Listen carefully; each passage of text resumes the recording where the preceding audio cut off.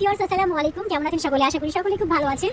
তো যাই হোক, আজকে আমি একটা ব্লগ নিয়ে আসছি, ছোট্ট ব্লগ, বিকজ আমার বাসায় আমি কি সুন্দর করে শাকসবজি লাগিয়েছি সেটারই ব্লগ আর কি। তো এর আগেও আমি দেখিয়েছি, তবে আজকে শাকসবজি কেটে নিচ্ছি, সবজি কাটবো আজকে, শাক আর সবজি, যে সবজি কাটবো না, সরি, শুধু শাকটাই। তো যাই হোক, আজকে পুঁই শাক কেটে নিচ্ছি, পুঁই শাক কেটে সেজন্য পাতাগুলো আগে কেটে নিচ্ছি, আর যেটা হচ্ছে পুঁই শাক নরম অংশটা আছে সেটা কেটে নেবো। তো যেহেতু শাক খাবো সেই জন্য। আর এখানে অনেক কিছুই লাগানো আছে, এখানে লাগানো আছে করলা, তারপরে হচ্ছে আপনার হচ্ছে মিষ্টি কুমড়া, তারপরে আছে মরিচ, তারপরে আছে আপনার হচ্ছে পুঁই শাক, টমেটো, কারি পাতা, আরও অনেক কিছু আছে এখানে লাগানো।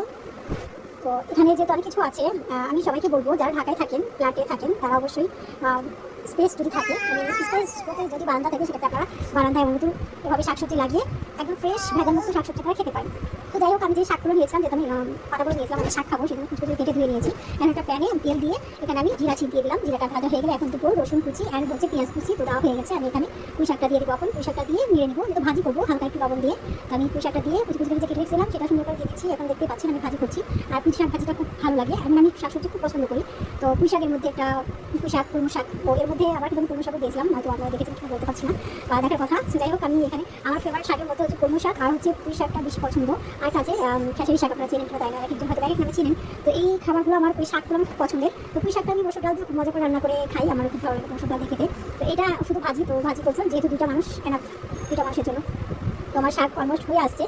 তো আমি বলবো যারা বাসায়, যারা গ্রামে আছেন তারা তো অবশ্যই শাকসবজি লাগিয়ে খান, গ্রামের মানুষ বেশিরভাগই বাসা লাগানো শাকসবজি খান।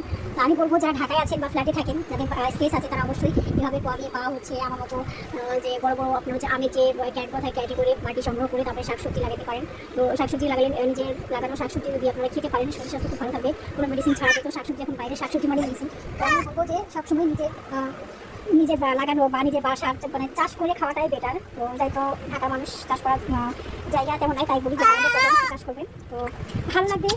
আর আমার মতো যারা যারা শাক খেতে পছন্দ করেন তারা আমার এখানে কমেন্ট করবেন। আর ভালো থাকবেন।